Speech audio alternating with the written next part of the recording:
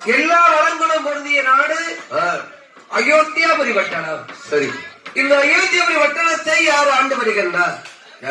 தசரத மன்னன் நீதி நிலை தவறாமல் நல்லாட்சி செய்து வருகின்றார். வாழ்க்கைக்கு துணையாக 3 பெண்களை மாலவனம் முடித்தார். கோசலை, கைகேசி, சுமித்ரா தேவி என்று சொல்லப்பட்ட 3 பெண்களை மாலவனம் முடித்து மன்னவனும் தேவியமாகவே வாழ்ந்து வருகின்றார். சரி, அவர் வாழ்ந்து வருகிற போது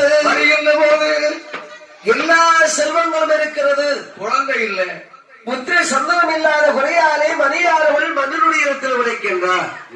என்னை எதிர்த்து உடைக்கின்றார்.